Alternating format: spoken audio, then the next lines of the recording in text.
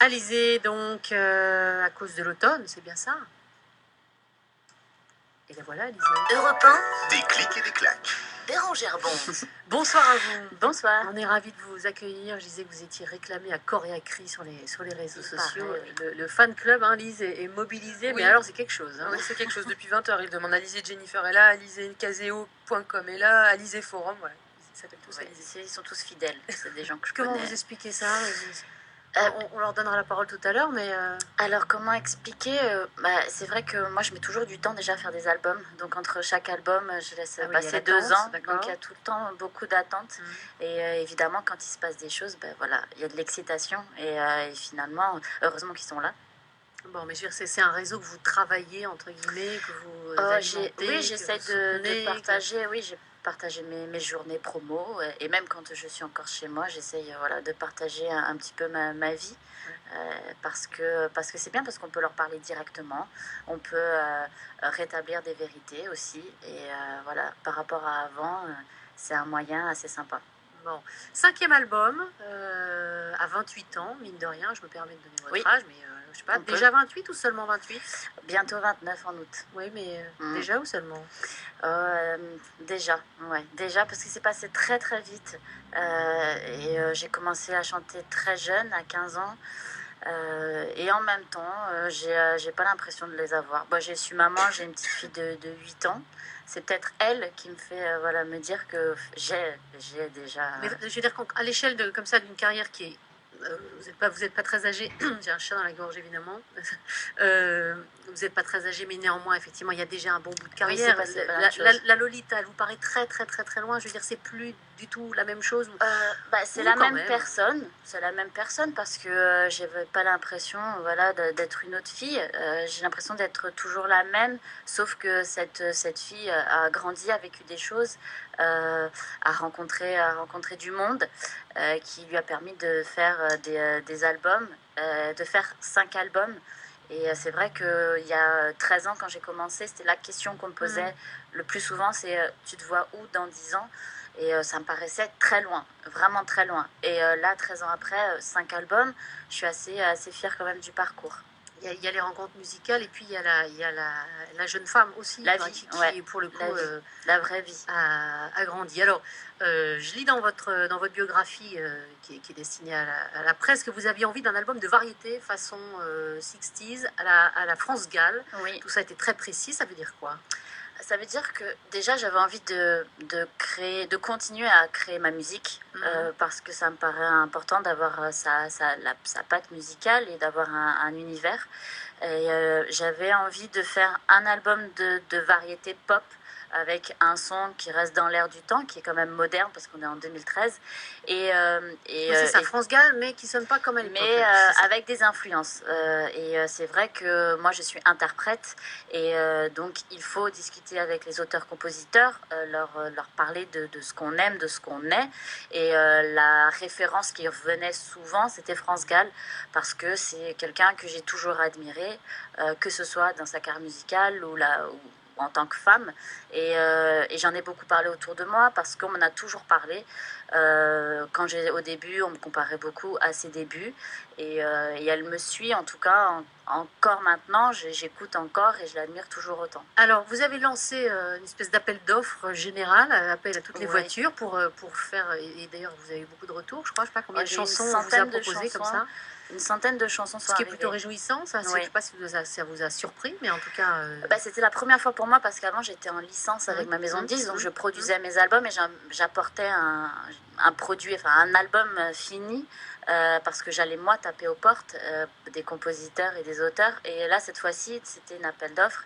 Et en fait, j'ai trouvé ça assez sympa, parce que j'ai demandé à mon directeur artistique de ne pas connaître les noms des auteurs-compositeurs, pour ne pas être influencé par un nom, parce qu'on l'est souvent, et vraiment me concentrer sur la musique et sur les mélodies, savoir ce qui me touche ou pas, et savoir est-ce que ce titre-là, j'ai envie de l'écouter une deuxième fois, est-ce qu'il va rester dans ma tête, et pas est-ce que c'est bien de le faire parce que c'est telle personne. Alors, vous en avez gardé 11, il y a Adrien Gallo, des des bébés brunes. Il y en a 5 ou 6 de Thomas Boulard, qui est qui était mon coup de cœur pour cet album. Voilà, coup de cœur, le chanteur de Luc, du groupe Luc, qui signe notamment à cause de l'automne qu'on a entendu. Il y a Mon Chevalier, qui est une jolie chanson. Très belle balade. Voilà, sur un pauvre amoureux, un moderne quand même, hein, parce que, en tout cas, je parle pour ma génération, c'est le genre de cas qu'on rencontre et que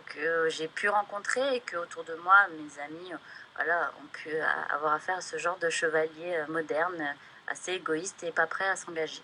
Il dit quoi d'Alizée aujourd'hui, cet album ? Il dit que déjà, parce que je lis partout autobiographie, je me dévoile plus parce que sur les 4 premiers albums, je parle pas du premier qui était vraiment, c'était très différent parce que je venais d'arriver dans le métier. Pour moi, la chanson, je pensais même pas en faire mon métier parce que ma première passion c'était la danse. J'ai rencontré Mylène Farmer qui m'a ouvert les portes de ce métier, qui m'a tout apporté sur un plateau d'argent. Donc je me laissais porter, je me laissais guider. Et après, je me sentais vraiment jeune pour parler de moi, pour parler de choses vraiment intimes. Et avec cet album, je me sentais prête, avec l'âge que j'ai, avec ce que j'ai vécu, à enfin parler de moi et à me dévoiler et à plus me cacher derrière des jeux de mots, des doubles sens, comme le faisaient mes premiers auteurs. Là, j'ai choisi les auteurs en fonction de ce que j'étais prête à dire. On est dans des chansons romantiques, on est dans des chansons d'amour, on est la nostalgie, de la nostalgie beaucoup plus que.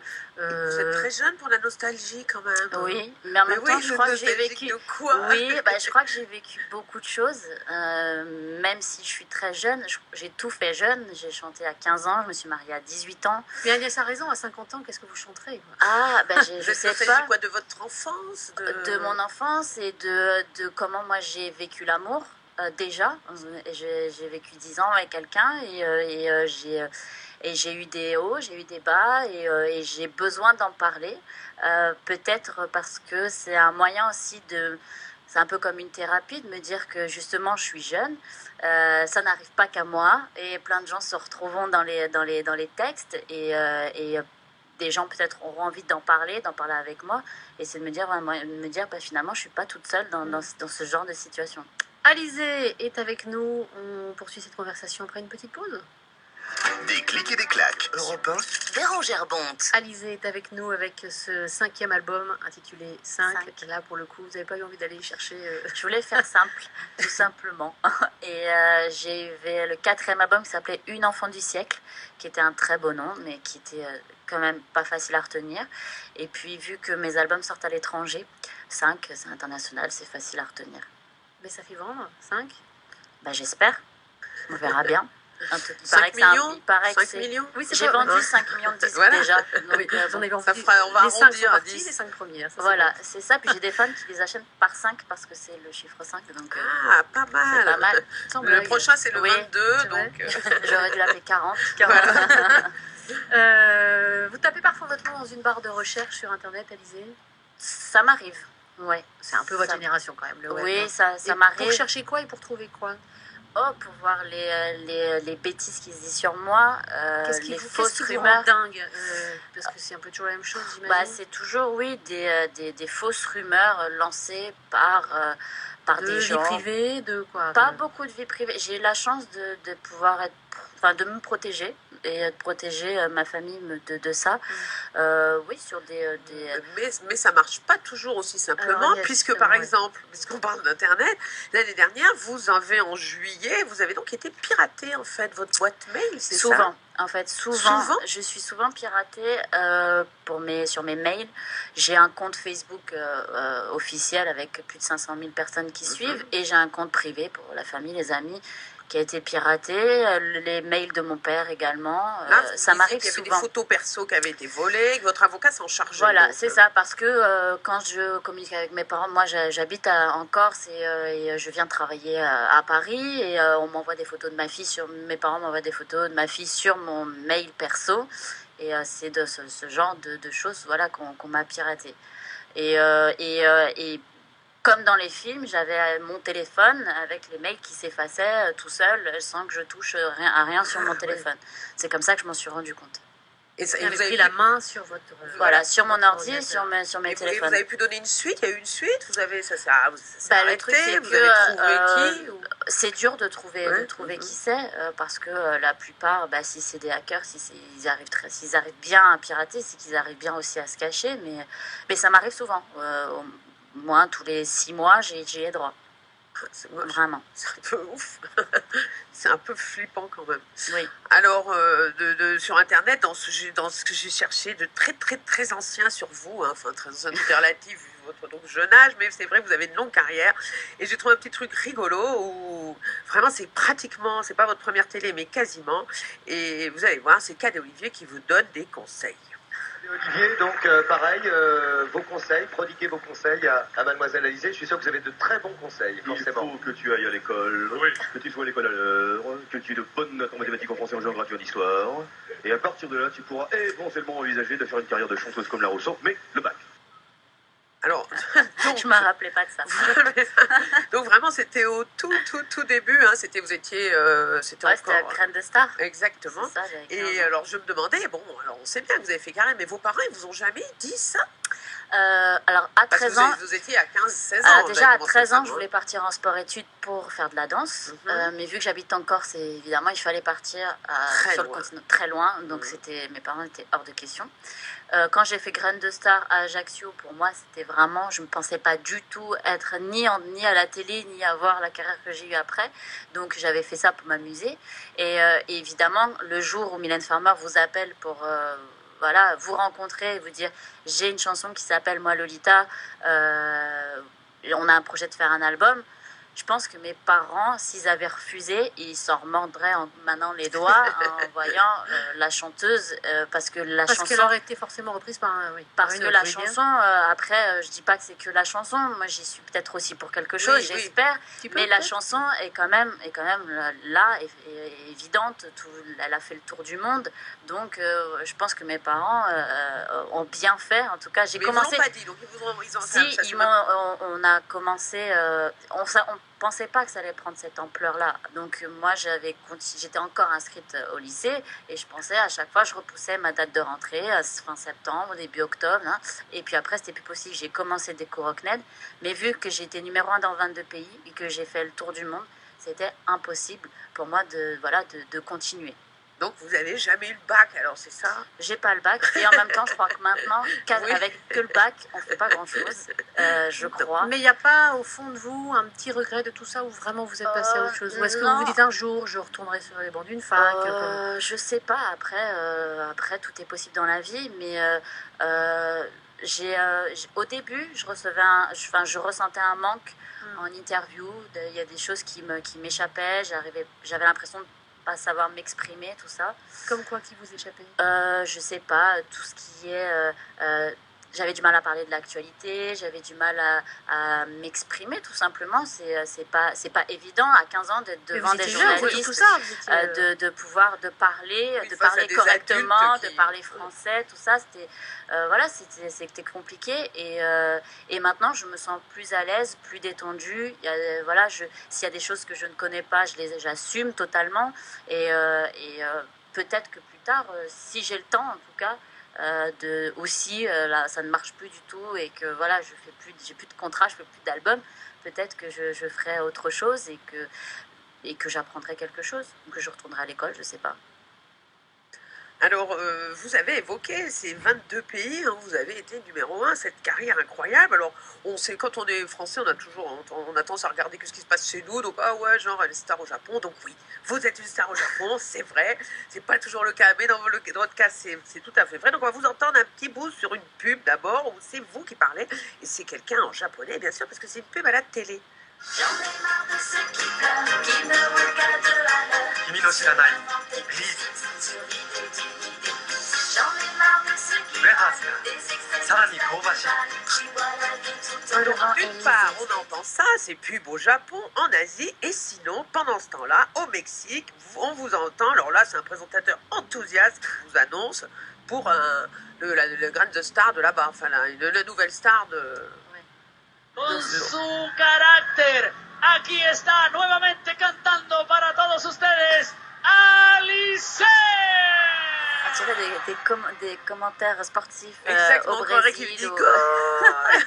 C'est ça. Et donc, alors ça, c'est quand même pas si vieux que ça. Donc en fait, vous êtes toujours une vedette là-bas. Vous jouez là-bas, vous chantez régulièrement. Oui, je continue. Mes albums sortent tout le temps là-bas. D'ailleurs, il y a des fans mexicains, je crois, qui doivent suivre en direct là, l'émission. Oui, je confirme. Voilà, donc... Mexico loves Alizé, c'est jamais. Voilà, il y a Alizé Latino, il y en a plein. Et j'essaie d'entretenir ça tant que je peux parce que je m'estime chanceuse de pouvoir exporter ma musique. C'est extraordinaire pour une Française et de chanter en français surtout. Qu'est-ce qui s'est passé avec le Mexique? Alors, entre autres. Entre autres. Alors les autres pays, c'était avec les premiers albums avec moi Lolita, mais le Mexique connaissait pas du tout Alizé du début. C'est sur le deuxième album. J'avais participé à une émission en France, une spéciale Madonna où je reprenais La Isla Bonita. Et en fait, un fan mexicain est tombé dessus par hasard parce que c'était le tout début de YouTube, de la folie sur la toile. Et voilà, ça a fait le tour et ça a fait effet boule de neige. Et j'ai commencé à sortir mes disques et faire la tournée des stades. J'ai tourné dans une telenovela. Donc voilà, j'ai fait pas mal de choses. Je veux bien, c'est le deuxième titre qu'on va écouter. C'est d'ailleurs le deuxième single de l'album. L'album 5, donc Alizé. Il n'y a pas encore de clip, Je le tourne dans... Je veux bien dans des clics et des claques sur Alizé dans des clics et des claques. Lise, il y a plein de messages. Oui, alors ils sont ravis déjà d'avoir cette info que vous tournez dans 10 jours le clip. On confirme, vous avez des bisous de Alizé Italia, vos fans en Italie. Et je vais vous poser cette question de Alizéenne Caseo.com, j'espère que je prononce bien. J'aimerais savoir, vous qui adorez France Gall, si vous seriez intéressé par un projet de reprise comme Jennifer. J'ai un peu du mal avec les albums totale reprise.